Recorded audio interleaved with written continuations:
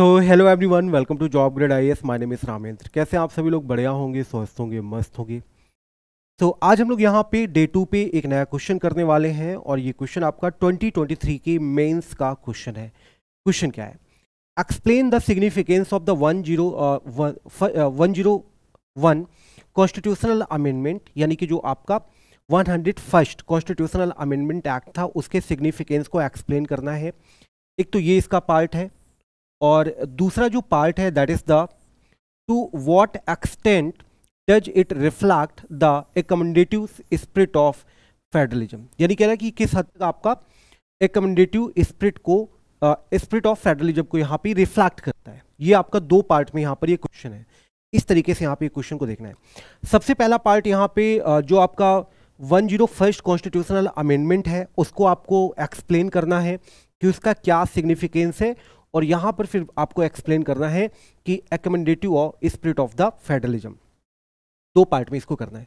सबसे पहली बात तो यहाँ पे ये आपको बता देना है कि जो 101st कॉन्स्टिट्यूशनल अमेंडमेंट था ये आपका यहाँ पर 2016 पे इसे इनैक्ट किया गया था, और ये आपका गुड्स एंड सर्विस टैक्स है, और ये स्पेशली यहाँ पर एक तरीके से इंडिया के इंडिया का जो फिस्कल हिस्ट्री है उस पर एक तरीके से रिफॉर्म है।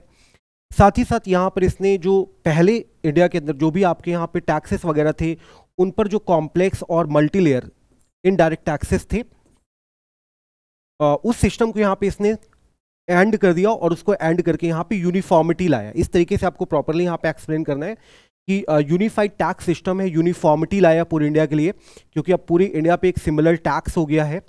सो यहाँ पे यूनिफाइड टैक्स सिस्टम है जिसका पर्पज क्या है? जिसका पर्पज यहाँ पे एक कॉमन नेशनल मार्केट क्रिएट करना है। एक्चुअली क्या होता था पहले कि पता चले कि यूपी में किसी चीज़ का प्राइस कुछ और है, बिहार में उस चीज़ का प्राइस कुछ और है, क्योंकि यहाँ पे जब आपका वैट लगा करता था तो जो वैट है वो स्टेट्स अपने अकॉर्डिंग डिसाइड किया करते थे। अब स्टेट्स के पास ये पावर था कि वो वैट को अपने अकॉर्डिंग डिसाइड कर सकते हैं, वैल्यू एडेड टैक्स जो होता था, तो उसकी वजह से जो प्राइसेस थे वो आपके अलग अलग हो सकते थे, हो जाते थे। तो इन चीज़ों को यहाँ पे इसने खत्म किया है। अब यहाँ पे 101st कॉन्स्टिट्यूशनल अमेंडमेंट जो है उसका क्या सिग्निफिकेंस है? सबसे पहला इंपॉर्टेंट चीज़ तो ये है कि वन नेशन वन टैक्स, यानी कि पूरे इंडिया पर एक टैक्स आपका लगेगा, ये इंपॉर्टेंट यहाँ पे हो जाता है। साथ ही साथ GST uniform numerous central and state tax like the VAT, excise and service tax into a single tax system, reducing tax cascading. जो टैक्स कैस्केडिंग इफेक्ट था उसको यहाँ पे खत्म किया। अब ये टैक्स कैस्केडिंग इफेक्ट क्या होता है ये अगर आप चाहो तो बता सकते हो कि भाई साहब अलग अलग टैक्स हुआ करते थे जिसकी वजह से प्राइसेस अलग अलग हुआ करते थे। तो इसको यहाँ पे इसने जो आपका 101st कॉन्स्टिट्यूशनल अमेंडमेंट है जीएसटी जो है उसने यहाँ पर इसको समाप्त किया है। सिंगल टैक्स सिस्टम हो गया जिसने यहाँ पर टैक्सेस को भी कम किया है, काफ़ी हद तक कुछ चीज़ों पर टैक्सेस भी कम हो गए। तो ऐसा आप यहाँ पे बता सकते हैं। दूसरी बात आप यहाँ पे मेंशन कर सकते हैं इकोनॉमिक एफिशिएंसी। अब इसकी वजह से क्या है कि जब जीएसटी आ गया तो चीज़ों पे यहाँ पे ट्रांसपेरेंसी देखने को मिलती है, compliance and simplified tax administration, ये यहाँ पर देखने को मिलता है। क्योंकि पहले क्या था कि अलग अलग टैक्स है, अलग अलग लोग होते थे, उनको अलग अलग नॉलेज होता था टैक्स को लेकर। अब जब पूरे इंडिया पे जीएसटी ही होगा तो लोगों को एक सिमिलर नॉलेज होगा। जो बात यूपी पे है वही बात बिहार पे होगी, वही बात दिल्ली पे होगी, सेंट्रल गवर्नमेंट से लेकर स्टेट गवर्नमेंट तक सारी चीज़ें सिमिलर होंगी। और जब सारी चीज़ें सिमिलर होंगी तो उनको चीज़ों को समझाने और समझने पे भी बहुत ज़्यादा आपको आसानी होगी। तो ये इससे फ़ायदा हुआ, इकोनॉमिक एफिशिएंसी आई। साथ ही साथ यहाँ पे कोऑपरेटिव फेडरलिज्म को इसने बूस्ट किया। अब यहाँ पे कोऑपरेटिव फेडरलिज्म को कैसे बूस्ट किया इसने यहाँ पे क्या है कि जो सेंटर है, कोऑपरेटिव फेडरलिज्म का मतलब क्या होता है? कोऑपरेटिव फेडरलिज्म का मतलब होता है कि जब सेंट्रल गवर्नमेंट स्टेट गवर्नमेंट दोनों लोग मिलकर कोऑपरेटिव के लिए एक समान पॉलिसी मेकिंग करते हैं उसको बोलते हैं कोऑपरेटिव फेडरलिज्म। तो अब जो कोऑपरेटिव फेडरलिज्म है इस पे यहाँ पे क्या इंपॉर्टेंट रोल प्ले किया? अब यहाँ पे चूंकि जीएसटी पे क्या है कि स्टेट गवर्नमेंट भी इन्वॉल्व है, सेंट्रल गवर्नमेंट भी इन्वॉल्व है, और जब यहाँ पर दोनों इन्वॉल्व हैं तो इसकी वजह से फायदा क्या हुआ कि स्टेट गवर्नमेंट की भी चलेगी, सेंट्रल गवर्नमेंट की भी चलेगी, तो डिसीजन मेकिंग में इन दोनों का इंपॉर्टेंट रोल रहेगा। ये सबसे इंपॉर्टेंट चीज़ है। और जब यहाँ पर डिसीजन मेकिंग में पॉलिसी डिसीजन या डिसीजन मेकिंग में इंपॉर्टेंट रोल रहेगा तो यहाँ पर उसके इम्प्लीमेंटेशन पर भी दोनों का इंपॉर्टेंट रोल रहता है। साथ ही साथ यहाँ पर एक जीएसटी काउंसिल बनाएगी, और जो जीएसटी काउंसिल है एक फेडरल बॉडी है to make recommendations on the tax rates, कितना टैक्स रेट होगा, कितना एग्जेम्पशंस होगा, इन सारी चीज़ों को यहाँ पे ये जीएसटी काउंसिल डिसाइड करती है। अब देखो यहाँ पे जीएसटी काउंसिल पे सेंटर के भी लोग होते हैं, फाइनेंस मिनिस्टर, और स्टेट के जो है वो भी लोग होते हैं। अब देखो यहाँ पे reflecting the spirit of federalism, यहाँ पर फेडरलिज्म की जो स्पिरिट है वो कैसे रिफ्लेक्ट होती है, इस चीज को यहाँ पे थोड़ा सा देख लेते हैं। अगर हम इसके बारे में यहाँ पे बात करते हैं,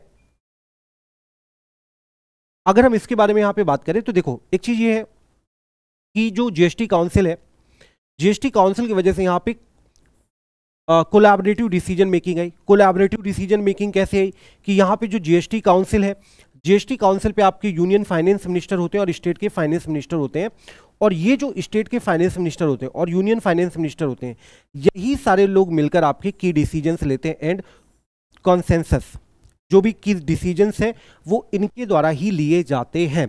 तो अब अगर स्टेट गवर्नमेंट भी इन्वॉल्व है, सेंट्रल गवर्नमेंट भी इन्वॉल्व है, तो दोनों का यहाँ पे फायदा होगा, दोनों साथ बैठकर पॉलिसी मेकिंग करते हैं। तो ये एक चीज है। दूसरी बात, इक्वल वोटिंग पावर है, जितना सेंटर के पास पावर है उतना यहाँ पर स्टेट के पास भी पावर है। The council provide the voting right to states where the centre has 1/3, centre के पास यहाँ पर 1/3 वोटिंग पावर है, और स्टेट्स जो है वो आपके कलेक्टिवली 2/3 वेटेज है, मतलब इनके पास आपके 2/3 पावर है। ठीक है, तो जो स्टेट्स हैं, स्टेट्स के पास यहाँ पर 2/3 पावर है, और जो सेंटर है, सेंटर के पास यहाँ पर आपका 1/3 पावर है। ठीक, और ये जो है यहाँ पर ये एक तरीके से स्टेट की तरफ ज़्यादा पलड़ा भारी है। तो मतलब स्टेट जो है, स्टेट्स के पास यहाँ पर हम अगर बात करते हैं पावर्स के बारे में, तो स्टेट्स के पास यहाँ पर ज़्यादा पावर है। No decision can be made without state support, ये सबसे इंपॉर्टेंट चीज़ है कि बिना स्टेट के सपोर्ट के कोई भी यहाँ पे डिसीजंस नहीं लिए जा सकते हैं। इसके अलावा शेयर्ड रेवेन्यू मॉडल है कि यानी कि यहाँ पे जो भी टैक्सेस आएंगे उन टैक्सेस का बाद में एलोकेशन होगा between the state and centre, ये इंपॉर्टेंट चीज़ है। तो एक तरीके से ये जो चीज़ें हैं, ये यहाँ पे फेडरलिज्म की स्पिरिट को रिफ्लेक्ट कर रही हैं, ये सारी की सारी चीज़ें आपको ये यहाँ पे मेंशन कर देना है। तो बस इतनी यहाँ पे चीज़ें हैं कि किस तरीके से, इसके अलावा और भी आप कुछ यहाँ पे पॉइंट्स ऐड कर सकते हैं कि भाई साहब देखो जो जीएसटी है, जीएसटी काउंसिल है, जो टैक्सेस हैं, टैक्सेस की वजह से सेंटर और स्टेट के बीच के जो डिस्प्यूट्स हैं वो भी काफ़ी हद तक रिजॉल्व होते हैं, क्योंकि जब पैसे वाला मुद्दा रिजॉल्व होता है ना, तो बाकी जो और डिस्प्यूट होते हैं स्टेट और सेंटर के बीच में वो भी यहाँ पे रिजॉल्व हो जाते हैं कई बार। तो ये बहुत ज़्यादा बेनिफिट मिलेगा स्टेट्स को।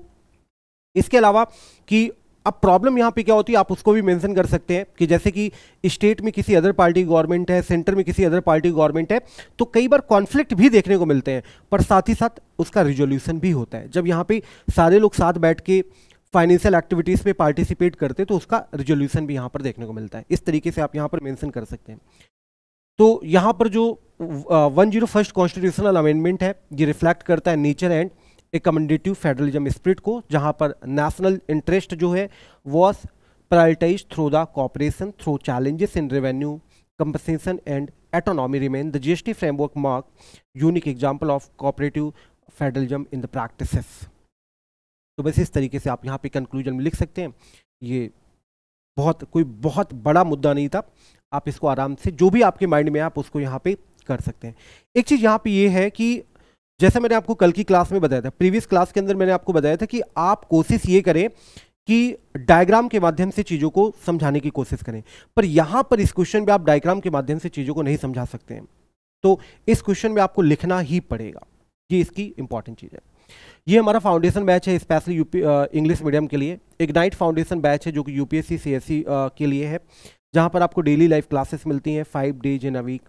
अनलिमिटेड एक्सेस मिल रहा है लाइव और रिकॉर्डेड क्लासेस का, वीकली डाउट सेशंस आपको मिलेंगे। ये हमारा एनसीईआरटी बैच है जो आपका लाइव और रिकॉर्डेड बैच है, जिस पर आपको 200+ आवर्स की लाइव और रिकॉर्डेड क्लासेस मिल रही है, जिस पर आपको 6 से लेकर 12th तक की एनसीईआरटी कवर कराई जाएगी।